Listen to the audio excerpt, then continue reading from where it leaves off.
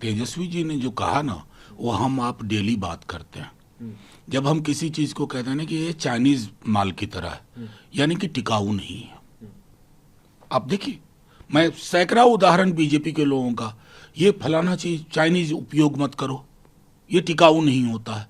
उस संदर्भ में उन्होंने एक बात कही, और संदर्भ क्या था? संदर्भ था डॉग विसिल पॉलिटिक्स, ध्रुवीकरण की राजनीति। और जहां तक रही बात शब्दों की गरिमा की, तो मैं तो कहूंगा भैंस मंगलसूत्र मुजरा को कहां रखते हैं?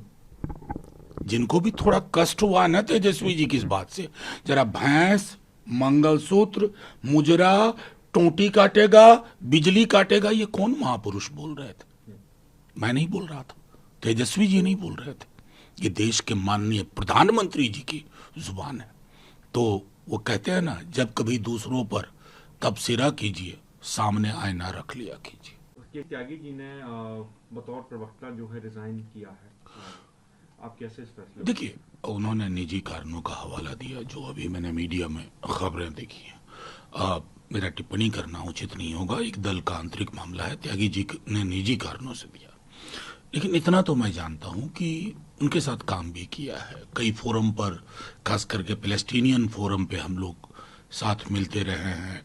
हमारा एक सा स्टैंड है, ये हमारी पार्टी का स्टैंड है, और लगभग कमोबेश वो वही चीज़ें बोलते हैं इन मुद्दों पर जो गांधी नेहरू के टाइम से या लोहिया जी का विचार था। अब अगर उसको उससे किसी को गुरेज हुआ हो, मैं उसमें तह में नहीं जाना चाहता, लेकिन एब्सोल्युटली अगर निजी कारणों से वो दिया तो उनका वो फैसला है। सर, एक नोटिफिकेशन आया इलेक्शन कमीशन का, क्योंकि हरियाणा में चुनाव होने हैं, जम्मू कश्मीर में होने हैं, तारीखों में बदलाव हुआ। बीजेपी की तरफ से पहले एक पत्र भी दिया गया था। आप उसको मानते हैं कि क्या एक जेन्युइन ये जो हुआ नोटिफिकेशन वो जेन्युइन है, या इसके पीछे भी मैं इलेक्शन कमीशन पर तो टिप्पणी करने से अब इनकार कर रहा हूं। अगर बीते कुछ वर्षों में किसी एक संस्था की गरिमा में एवलांस लगातार हुआ है तो उसमें इलेक्शन कमीशन है। अब क्या कहूं, मैं तो बार बार कहता हूं, शेर सुना देंगे फिर इस पर भी कोई ना कोई, तो किरदार में वजन बढ़े ये हमारी उम्मीद होनी चाहिए, लेकिन वजनी शेर सुनाए इसके लिए भी, और ये भी बताएं कि ऐसा पिछली कितनी बार हुआ है, कितने बार विपक्ष के दलों ने जब कहा है तो उस पर तवज्जो दी गई है। क्योंकि इलेक्शन कमीशन का काम है आर्टिकल 324 के तहत ये free and fair election conduct करना। सिर्फ ये हर्फ नहीं है, फ्री दिखे, फेयर दिखे, लेवल प्लेइंग फील्ड दिखे, और वो दिखना बंद हो गया। सर, मलयालम इंडस्ट्री में काफी उथल पुथल चल रही है, आरोप प्रत्यारोप चल रहे हैं, महिला एक्ट्रेसेस खुलकर सामने आई हैं, उन्होंने तमाम आरोप लगाए जो अपने साथ जो काम करने वाले कलीग हैं उनके ऊपर। इससे पहले बॉलीवुड में भी ये होता रहा है। सीएम साहब ने भी कहा कि महिलाओं के लिए एक वर्क स्पेस जो है ऐसा सुनिश्चित करना चाहिए कि वो सुरक्षित रहें, कंफर्टेबल रहें काम करने। आप देखिए, मैं लगातार इस बात को, ये पहली बार मैं नहीं कह रहा हूँ, हिमा कमेटी रिपोर्ट के बाद जिसे आप उथल पुथल कह रहे हैं, वो चर्निंग बेहद आवश्यक होती है, ये उथल पुथल नहीं है। हर समाज को जब आईना इस प्रकार की किसी कमेटी रिपोर्ट से दिखे तो उस आईने के संदर्भ में बदलाव सुनिश्चित होना चाहिए। मलयालम फिल्म इंडस्ट्री में कम से कम एक रिपोर्ट आई है। आप किसी भी फिल्म इंडस्ट्री, कल्चरल इंडस्ट्री में जाकर के देख लीजिए, कमोबेश यही हालत है।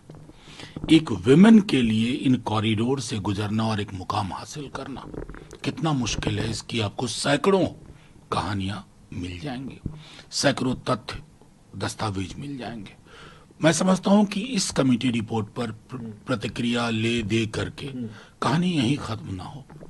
एक क्लींजिंग प्रोसेस हर जगह होना चाहिए, वो बेहद अहम है।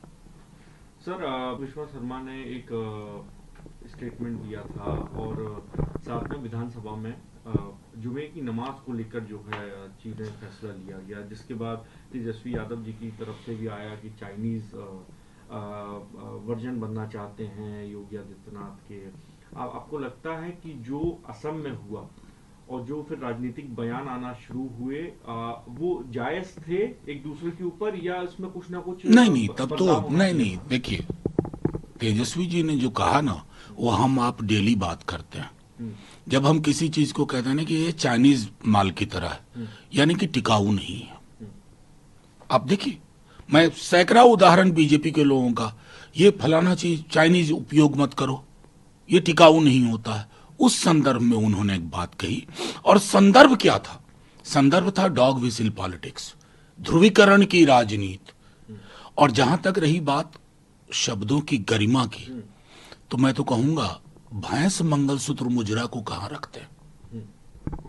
जिनको भी थोड़ा कष्ट हुआ ना तेजस्वी जी की इस बात से, जरा भैंस मंगलसूत्र मुजरा, टोंटी काटेगा, बिजली काटेगा, ये कौन महापुरुष बोल रहे थे? मैं नहीं बोल रहा था, तेजस्वी जी नहीं बोल रहे थे, ये देश के माननीय प्रधानमंत्री जी की जुबान है। तो वो कहते हैं ना, जब कभी दूसरों पर तबसरा कीजिए, सामने आईना रख लिया कीजिए। एक आखिरी सवाल ले लेते, महाराष्ट्र में प्रोटेस्ट हो रहा है, जो स्टैचू गिरा उसके खिलाफ जो है अब आवाज उठाई जा रही है। उधर फडणवीस जी कह रहे हैं कि ये लोग, नेहरू जी ने कब लाल किले से खड़े होकर शिवाजी जी के बारे में जो है चर्चा की, या उनके बारे में कोई वाकया कही? कांग्रेस पार्टी से भी पूछिए इस बारे में, और ये जो प्रोटेस्ट कर रहे हैं वो गलत। नहीं, फडणवीस साहब को आप बड़ा कोट कर रहे हैं, बहुत परेशान चल रहे हैं वो अपनी पार्टी में, बहुत परेशान है, उनके हाथ से सब कुछ निकल गया है। बीजेपी भी उनका विकल्प तलाश रही है, वो किसी को इकट्ठा न कर पाए, न मुद्दों को, न व्यक्तियों को, न दलों को। रही बात शिवाजी महाराज की, शिवाजी महाराज को सिर्फ माल्यार्पण से नहीं होता फडणवीस साहब, शिवाजी महाराज की पूरी जिंदगी देखिए। और ये जो प्रोटेस्ट है ना, ये करप्शन के खिलाफ है। करप्शन क्यों ऐसा हो रहा है कि आप लोगों की डबल इंजन में बनी हुई चीजें हल्के से हवा के झोंके में उड़ जाती हैं, पुरानी कई चीजें बरकरार है। ये बेईमानी के खिलाफ प्रोटेस्ट हो रहा है, वो भी आपको बुरा लग रहा है? क्या चाहते हैं, बेईमानी के पक्ष में खड़े हों लोग? कमाल है। हर समाज को जब आईना इस प्रकार की किसी कमेटी रिपोर्ट से दिखे, तो उस आईने के संदर्भ में बदलाव सुनिश्चित होना चाहिए। मलयालम फिल्म इंडस्ट्री में कम से कम एक रिपोर्ट आई है, आप किसी भी फिल्म इंडस्ट्री, कल्चरल इंडस्ट्री में जाकर के देख लीजिए, कमोबेश यही हालत है। एक विमेन के लिए इन कॉरिडोर से गुजरना और एक मुकाम हासिल करना कितना मुश्किल है, इसकी आपको सैकड़ों कहानियां मिल जाएंगी, सैकड़ों तथ्य दस्तावेज मिल जाएंगे। मैं समझता हूं कि इस कमेटी रिपोर्ट पर प्रतिक्रिया ले दे करके कहानी यही खत्म ना हो। एक क्लींजिंग प्रोसेस हर जगह होना चाहिए, वो बेहद अहम है।